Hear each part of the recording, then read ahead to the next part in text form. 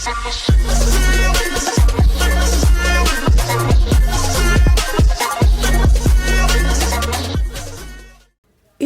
cerita bersambung manusia harimau dari Sumatera. Selamat mendengarkan. Ketika hari telah siang, dia ke kuburan karet, menyuruh beberapa orang menggali sebuah lubang, tentu saja untuk menguburkan mayat. Dan Erwin memang akan menguburkan seseorang di dalam lubang itu. Setelah melihat surat-surat yang diperlukan, penggali-penggali memulai tugas harian dengan gembira. Buat mereka, tiap ada orang mati yang akan dikuburkan di situ, berarti uang masuk. Uang masuk menyenangkan hati.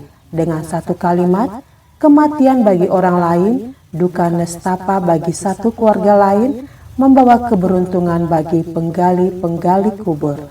Tentu saja tidak menggelikan hati, tetapi begitulah adanya.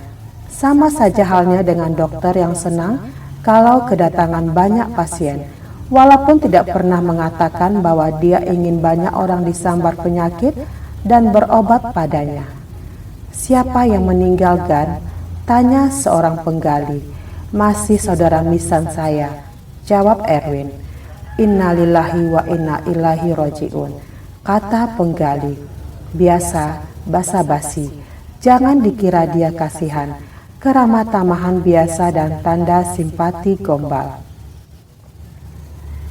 Tetapi sampai petang tidak ada iringan pengantar mayat yang menuju lubang yang baru digali itu.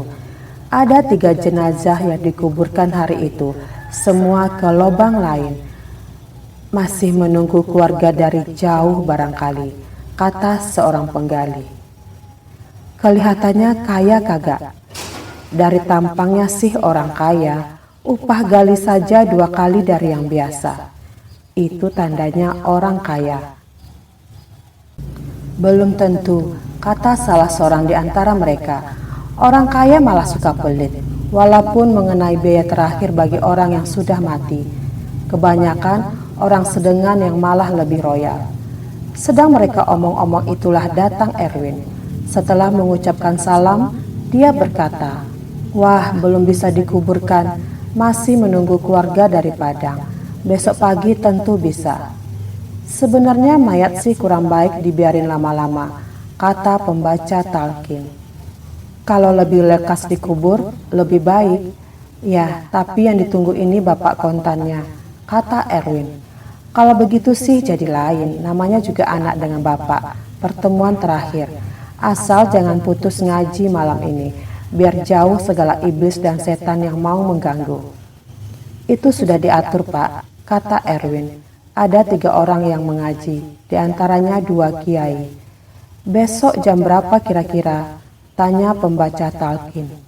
Ya, jam 10 barangkali. Erwin lalu mengeluarkan uang 10.000, menyuruhnya bagi-bagi di antara para penggali dan pembaca talqin. Uang capek menunggu, katanya. Semua orang jadi gembira. Kalau dikuburkan hari itu, mereka juga tidak akan mendapat lebih banyak daripada itu. Erwin kembali ke gubuknya, menemui Adam yang tidak bisa kemana-mana karena kaki tangannya diikat dan tidak bisa berteriak minta tolong karena mulutnya disumpal dengan handuk kecil. Semua untuk pengamanan, menurut istilah Erwin. Maaf Adam, aku terpaksa melakukan ini, kata Erwin. Dia lalu mengeluarkan sumpalan dari mulut Adam. Bebaskanlah aku Erwin, bukankah aku sudah berjanji taubat? Aku akan memandang kau sebagai saudara, kalau kau bebaskan aku. Kalau tidak, tanya Erwin menggoda. Adam diam, dia tidak tahu mau mengatakan apa. Kalau Erwin tidak mau membebaskan dia, maka harus berserah kepada nasib. Erwin mengajak Adam memakan nasi lengkap dengan beberapa macam lauk pauk.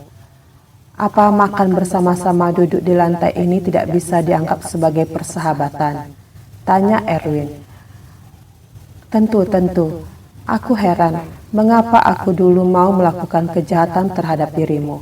Aku menyesal, tetapi kau harus tahu juga, kalau orang panas, macam-macam bisa dilakukannya. Setelah diketahuinya bahwa orang yang dijahilinya itu rupanya baik hati, maka dia menyesal. Dan sudah terlambat, kata Erwin menyambung. Mendengar ini, Adam berdebar. Apakah benar sesalnya sudah terlambat, dan Erwin tidak akan memberi ampun padanya? Tuhan menerima hambanya yang mau tobat, Erwin. Masakan kau tidak akan memberi maaf kepadaku? Erwin tidak menanggapi. Ini benar. Tetapi kalau dia lemah mendengar rayuan ini, maka berantakanlah semua rencananya. Ya, Tuhan memang Maha Pemurah dan Maha Pengampun.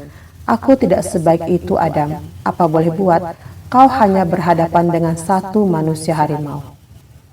Itu bukan maumu, itu nasib. Banyakkah manusia harimau di daerahmu? Tanya Adam. Dia benar-benar berusaha mengambil hati dengan segala cara yang dapat dipikirkannya.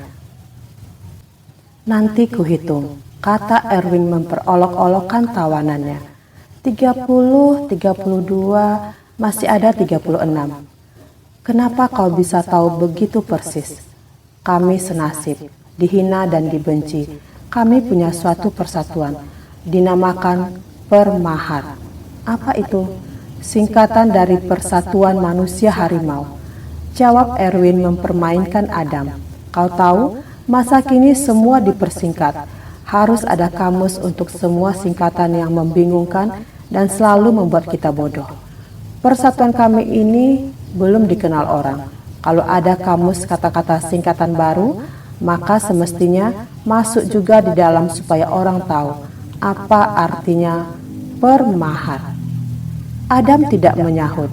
Dia sebetulnya masa bodoh dengan cerita Erwin. Mau bohong atau betul, terserah saja. Yang penting baginya, bagaimana membuat hati Erwin jadi lunak. Kenapa kau menyeberang ke Jawa dengan membawa harimau? Tanya Adam. Yang piaraan bukan kubawa, dia mengikut. Entah dengan jalan bagaimana. Yang terang, dia tidak menumpang pesawat Garuda. Tetapi dia sudah ada bersamaku. Yang manusia harimau adalah diriku sendiri. Tentu saja di mana aku, disitulah dia. Aku ini dia, dan dia itu adalah aku, kata Erwin. Adam masih bertanya beberapa orang Erwin bersaudara, di mana dia bersekolah dulu, dan banyak hal lagi yang menyangkut diri Erwin. Seolah-olah dia begitu berminat mengetahui riwayat hidup Erwin dengan keluarganya. Jam 8 malam, Erwin kembali mengikat Adam dan menyumpal mulutnya.